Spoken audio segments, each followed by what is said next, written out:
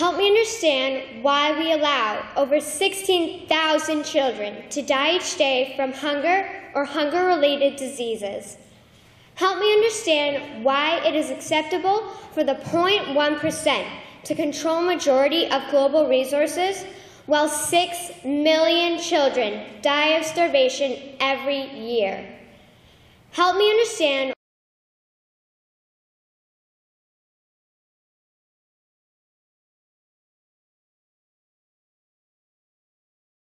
explain to me why we should value power and profit instead of people. Help me understand why 1 billion people are living on less than $1 a day, and of that 1 billion, 162 million people are living on less than 50 cents a day. It is unreasonable to believe that poverty occurs naturally. It is unreasonable to believe that people wake up and say, "Today I want to work hard," at not being able to eat. To quote Nelson Mandela, poverty is not an accident. Like slavery and apartheid, it is man-made and can be removed by the actions of human beings.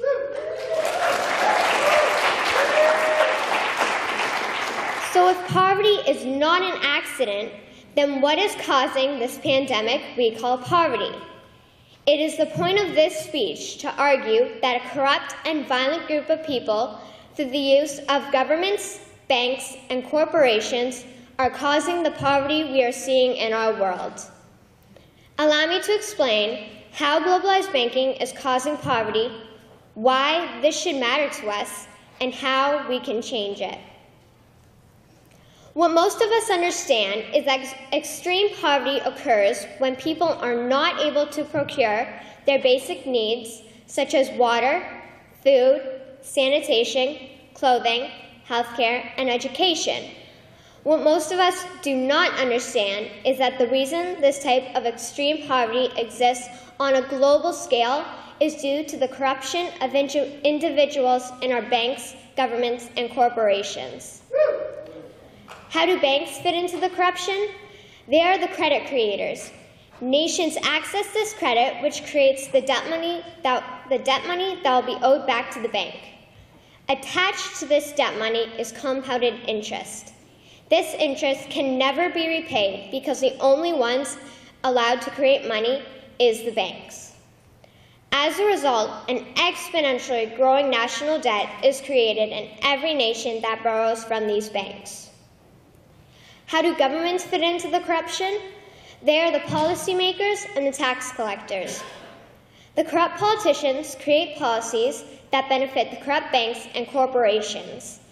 These same politicians create taxation policies that lead to wealth redistribution from the poor to the wealthy bankers. Because the tax laws benefit the corrupt banks and corporations, the people who can least afford to be taxed carry majority of the burden. So how do corporations fit into the banking scam?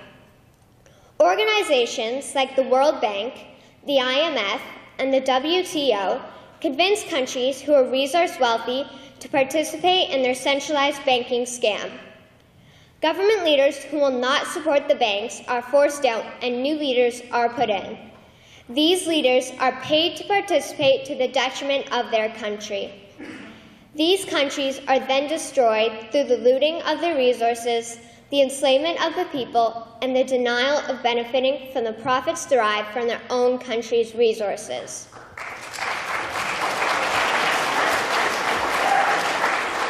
Why should this matter to us?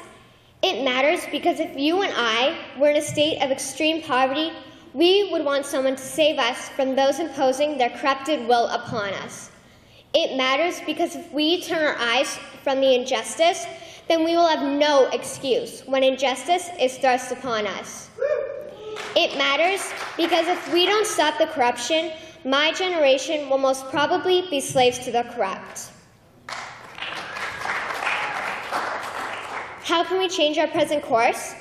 One option is that every nation creates its own bank owned by the people and quickly phases out the banks that are subject to the policies of the BIS. Second, close down the entire global centralized banking scam. Then make these corrupt criminals associated with these organizations accountable for what they have done. Third, each nation begins to create its own money supply to help create schools, hospitals, farms, and any other infrastructure needs. Any and all profit will go to the people and not private global corporations. In conclusion, we could begin to remedy the issue of poverty as well as other key issues such as the environment, energy, health, and education simply by stopping these corrupt individuals and groups. Albert Einstein once said, "The world as we have created it is a process of our thinking. It cannot be changed without changing our thinking." So let us change our thinking on governments, banks, and corporations so we can eradicate extreme poverty. Thank you.